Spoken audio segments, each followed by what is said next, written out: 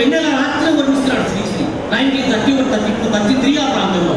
గగనమంతా నిండి పొగలాగుక నుండి పగుల పంచని తోసిన భయపెట్టునను ఆకాశపు నెరాని ఎంతటా అకట ఈరేగి రేగింది ఇసుకతో గాలిలో కదరాని గడుసుదయాలు భూదివంపుల మధ్య ఈదుతున్నాయి. ఆనాటి సామాజిక సందర్భాన్ని అద్భుతంగా వ్యక్తీకరించాడు. అంతకుముందు భావకవిత్వం వచ్చి ఒక లల్ని పూర్తి చేసింది, ఒక నిశ్శబ్దాన్ని పూర్తి చేసింది. దాన్ని బ్రేక్ చేసి వచ్చినటువంటి శ్రీశ్రీ ఖమ్మంలో ఈ ప్రైవేటు కళాశాల యాజమాన్యం అంతా కలిసి ఇది నాంది సభగా ఏర్పాటు చేసుకుని ఈనాడు ఒక సైబర్ తరం మన ముందు కదిలిపోతా ఉంది. మిత్రుడు సీతారాం చెబుతున్నాడు, ఎటువంటి సందర్భంలో మనం ఉన్నాము, ఎటువంటి సంక్లిష్టమైనటువంటి అర్థం కానటువంటి సందర్భంలో మనం ఉన్నాము.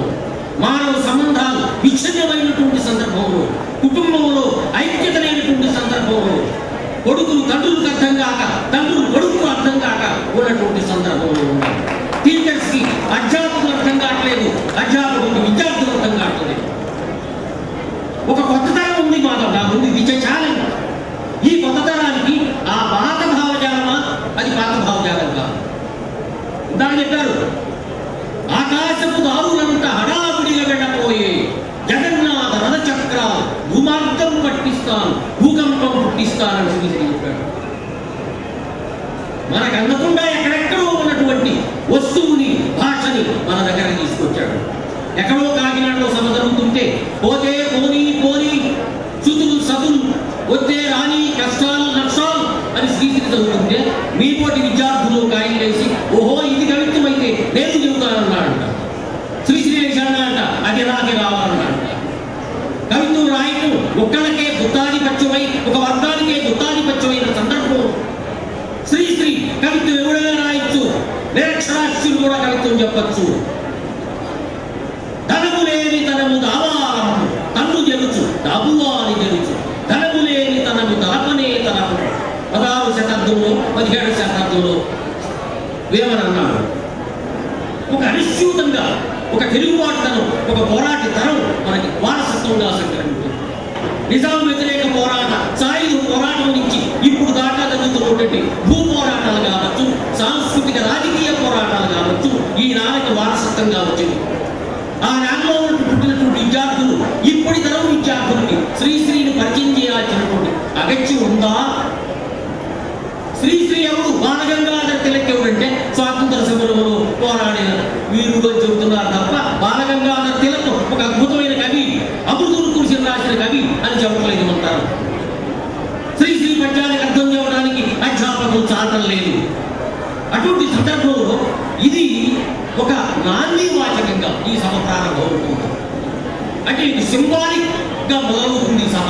శ్రీశ్రీ గురించి 4 ముక్కలు మనం మాట్లాడుకుంటున్నాం. శ్రీశ్రీ ఏమిచ్చాడు మనకి? చరిత్రను పరిశీలించాడు, రాళ్ళెత్తిన కూలీలను పరిశీలించాడు. అంతకుముందు కవిత్వంలో నాయకుడు ఎవరంటే కులీయుడు కావాలి, రాజు కావాలి, రాజు కులానికి సంబంధించినట్టు కావాలి. శ్రీశ్రీ మొదటిసారిగా సామాన్య మానవుడిని నాయకుడు చేశాడు. బిక్స్వర్ సిఎస్ కావచ్చు, బాటసారి కావచ్చు, మరొకటి కావచ్చు. శ్రీశ్రీ తీసుకొని అభ్యుదయ రచనల సంఘం ఏర్పడక ముందు మహాప్రస్థానం వచ్చింది. 41 నుంచి 31 నుంచి 41 దాకా ఒక దశాబ్ద కాలంలో ప్రపంచవ్యాప్తంగా జరిగిన మార్పులు, ప్రపంచవ్యాప్తంగా జరిగిన పోరాటాలు, భారతదేశంలో జరుగుతున్న పోరాటాల నేపథ్యం నుంచి వచ్చిన కవిత్వం మహాప్రస్థానం. ఇప్పుడు మళ్ళీ ఒకసారి చదవండి, మా మౌలిగా గారు చెప్పారు, మళ్ళీ ఒకసారి చదవండి. మిమ్మల్నే కాదు మా కవులు కూడా నేను అడుగుతున్నారు, మహాప్రస్థానం పదే చదవండి, పక్కన పడేద్దని. మహాప్రస్థానం ఇచ్చిన సందేశం ఏమిటి? తిరగబడు, పోరాటం చేయి, ప్రశ్నించు, సింప్లిఫై చేసుకుందాం.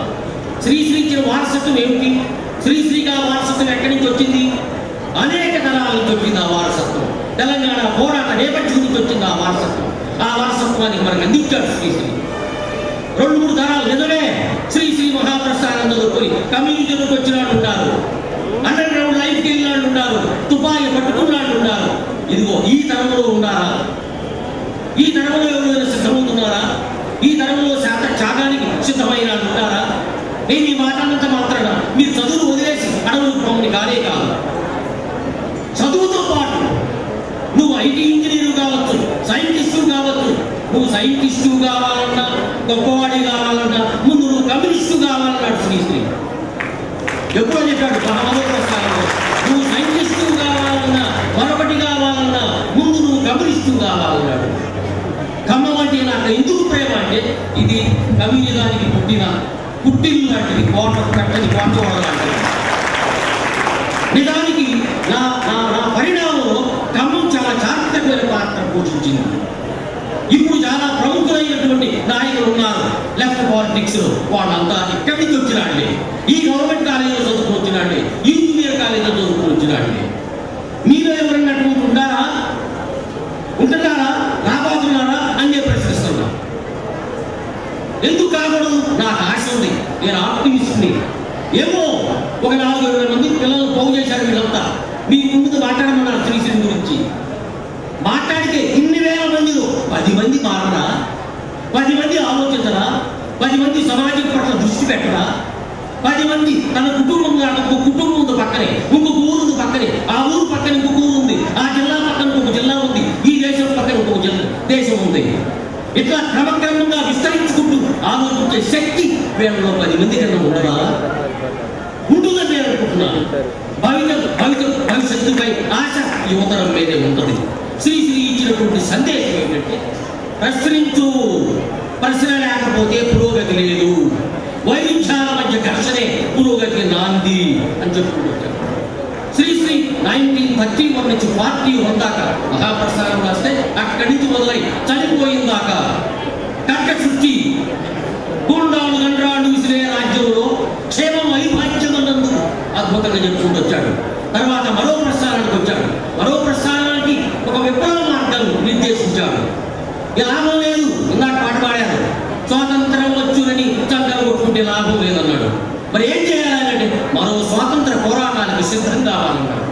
అదే మరో చరిత్రలో మరో ప్రస్థానంలో ఉన్నటువంటి సందేశం. శ్రీశ్రీ ఒక 60-70 ఏళ్ళు శ్రీశ్రీ శత జయంతి 1931 నుంచి ఒక 70 ఏళ్ల చరిత్ర ఉంది. 1970 20 వాల్యూమ్స్ వచ్చేసాడు ఆయన. శ్రీశ్రీ రాసిన పుస్తకాలని కూడా 21 వాల్యూమ్స్ వచ్చినాయి. కవిత్వం రాశాడు, కథలు రాశాడు, విమర్శ రాశాడు, లిబరెక్టులు రాశాడు, సిరిసిలో నోబల్ రాశాడు. మనం చేయగలిగింది ఏంటంటే శ్రీశ్రీ అందించిన స్ఫూర్తి ఏమిటి, చైతన్యం ఏమిటి, వర్గాలుగా విడిపోయినటువంటి సమాజం, కులాలుగా విడిపోయినటువంటి సమాజం, ప్రాంతాలుగా విడిపోయినటువంటి సమాజం, మతాలుగా విడిపోయిన సమాజంలో ఆలోచించడం ఎట్లా, వీటింటిని కలుపుకొచ్చే ఆలోచన ఏమన్నా, వీటి మధ్య ఐక్యత ఏమన్నా, ఘర్షణ ఏమన్నా, ఘర్షణ నుంచి పుట్టేటువంటి నొప్పి ఏమన్నా, దాని నుంచి మనం ప్రగతి సాధించగలమా? శ్రీశ్రీ సాధించు మత్తునిచ్చేటువంటి సందేశం ఇదే, అంతకంటే ఇంకేం లేదు. మరి నాకు మిత్రులు చెప్పినట్టుగా శ్రీశ్రీని మరొకసారి చదువుకోవాల్సిన అవసరం ఉంది.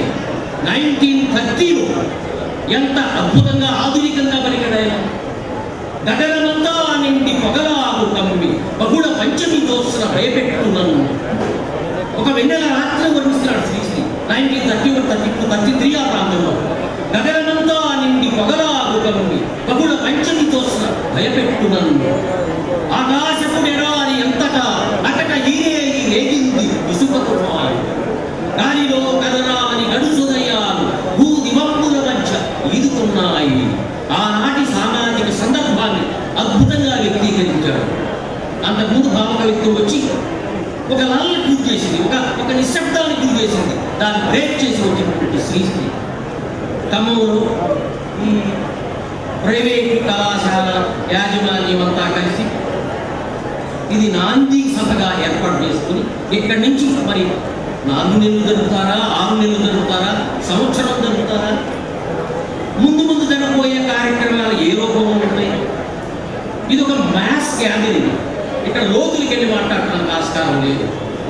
ప్రతి కాలేజీ, ఇన్ని కాలేజీలు ఉన్నాయి, private college, engineering college, BEd college, degree కాలేజీలు ఉన్నాయి కదా. ఒక్కొక్క కాలేజీకి ఒక ఎమినెంట్ స్పీకర్ని పిలిపించి శ్రీశ్రీ కాంట్రిబ్యూషన్ గురించి మాట్లాడించాడు. అది బాగా అందుతుంది. ఇక్కడ కుదరదు. ఏమైనా ఒక కార్యక్రమం ఉందా, భవిష్యత్ కార్యక్రమం ఉందా?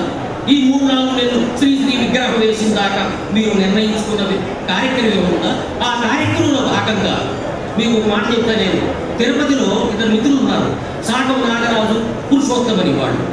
వాళ్ళు శ్రీశ్రీకి చిన్న మినీ టెక్స్ట్ తయారు చేశారు. ఒక 20 పేజీలో ఒక 10 పోయిమ్స్, కొంత ఇంట్రడక్షన్ వేశారు. 40,000 కాపీలు ముద్రించి హై స్కూల్ పిల్లలకి అంతా అందజేస్తున్నారు. బహుశా వీళ్ళు కూడా ఆ కార్యక్రమం ఏదో చేయబోతున్నారు. వాళ్ళు ఎక్కడ చేసినా విశాఖపట్నంలో మిత్రులు బృందాలుగా, సంస్థలుగా, ఆయా ప్రాంతపు వాళ్ళంతా కూడా శ్రీశ్రీని హై స్కూళ్ళలోకి, జూనియర్ కాలేజీల్లోకి, డిగ్రీ కాలేజీల్లోకి తీసుకెళ్లే ప్రయత్నం జరుగుతుంది. ఎందుకంటే శ్రీశ్రీ మా తరం వాళ్ళకి, మీ తరం వాళ్ళకి పరిచయం ఉంది. కానీ ఈ కొత్త తరం వస్తుంది. ఇంటర్మీడియట్ ఉండాలి, డిగ్రీ ఉండాలి, ఇంజనీరింగ్ చేసేవాళ్ళు, బీటెక్లు చేసేవాళ్ళు, బీఈడీ చేసేవాళ్ళు, వాళ్ళకి శ్రీశ్రీ అర్థం కావాలి కదా. శ్రీశ్రీ అర్థం కావడం అంటే ఈ ప్రపంచం అర్థం కావడం, ఈ ప్రపంచ గమనం అర్థం కావడం, ఈ ప్రపంచంలో ఉండే కాంట్రడిక్షన్స్ అర్థం కావడం. ఈ కాంట్రడిక్షన్స్ అర్థం కాకుండా నిజ జీవితంలో మీరు సుఖపడరు. నన్ను అడగండి, నేను చెబుతాను. నిజ జీవితంలో సమాజాన్ని పట్టుకోకుండా సుఖంగా సంసారం చేసుకోవాలన్నా సరే, మీ మొగుడు మీకు అర్థం కావాలన్నా, మీ పెళ్ళాం మీకు అర్థం కావాలన్నా శ్రీశ్రీ అర్థం కావాల్సిందే. కొంచెం లాయర్ అనుకో మాట్లాడారు. కాంట్రడిక్షన్ మన ఇంట్లో ఒక శత్రువు వచ్చిన తర్వాత మొగుడు పెళ్ళ మొగుడుతో మాట్లాడటానికి టైం లేదే, తండ్రి కొడుకులతో మాట్లాడటానికి టైం లేదే. ఈ డిస్టెన్స్, కనబడని దూరం మనందరూ వివరించేటప్పుడు ఎవడు మన కలుగుతాడు? శ్రీశ్రీ లాంటి మహాకవి కలుగుతాడు. ఒక కమ్యూనిస్టు చేస్తే శ్రీశ్రీ మహాకవి కాదని ప్రజలు చేస్తున్నారు మహాకవిని. ఎందుకు ప్రజలు శ్రీశ్రీ మహాకవి చేస్తున్నారంటే వాళ్ళ గురించి పట్టించుకున్నాడు కాబట్టి. గురిజాడ తర్వాత ప్రజల గురించి, కార్మికుల గురించి, కష్టజీవుల గురించి పట్టించుకున్నాడు శ్రీశ్రీ. అందుకని మొట్టమొదటిసారిగా నిజమైనటువంటి రాజకీయ కవి శ్రీశ్రీ, నిజమైనటువంటి కర్షక కార్మిక కవి శ్రీశ్రీ. ఆ దశలో మనం ఉన్నాం. ఆ దిశగా వీళ్ళు ఒక అద్భుతమైన ప్రయత్నం చేస్తున్నారు. వాళ్ళకి నేను క్వశ్చన్ తర్వాత అడుగున్నాను. తర్వాత ఎందుకంటే చాలా మంది మిత్రులు ఉన్నారు. నువ్వు చెప్పలేదు. You can't. No. I can understand your emotion, my friend. I have seen so many emotional questions in the last 40 decades. No problem. 4 decades. I will answer you. Different భావజాలకు సంబంధించిన వాళ్ళు, డిఫరెంట్ మతాలకు సంబంధించిన వాళ్ళు, వాళ్ళు పుట్టి పెరిగిన నేపథ్యం నుంచి ఏర్పడి ఒక స్పృహ ఉండాలి. ఇక్కడ ఉన్నారు. నేను మొట్టమొదటి సభ మీ దగ్గరికి వచ్చినప్పుడు లాల్ సలాం చెబుదాం అనుకున్నా, కామ్రేడ్స్ అని అందాం అనుకున్నా. కానీ పెదవి దాటి రాలా. ఎందుకో వెనకాడటానికి నేను కాదు కారణం, ఉన్న స్థితి కారణం. ఎందుకు మన కామ్రేడ్ని సంబోధించుకోవట్లేదు? ఎందుకు లాల్ సలాం ఇక్కడ వచ్చేట్టు లాల్ సలాం అని ఎందుకు అంటలేదు? What happened to the communism? What happened to the struggle? Think over it. ఈ సందర్భంగా శ్రీశ్రీ ఇచ్చే సందేశం ఏంటంటే think again, question it again and fight it for. Marx ఒక మాట చెప్పాడు, it is justified to fight. It is justified to fight అన్నాడు. And fight is always justified. మీరు యుద్ధం చేయకపోతే విముక్తి లేదు. ఆ విముక్తి గురించి మాట్లాడట్లా, మన జీవన విముక్తిని గురించి మా పిల్లలను మాట్లాడతాను. మనకు ఒక హక్కు ఉంది, సుఖపడే హక్కు ఉంది, ఆనందం పొందే హక్కు ఉంది. మా విద్యార్థులు చెబుతూ ఉంటారు. ఓకే, సుఖం ఆనందం ఎట్లా వస్తుంది? అడుక్కుంటే వచ్చిందా, తెచ్చుకుంటే వచ్చిందా, పోరాటం చేసే వచ్చిందా? అది మీ వాటి is left to you. You think about it. నన్ను ఈ సందర్భంగా కలిసి ఈ 4 ముక్కలు మాట్లాడటానికి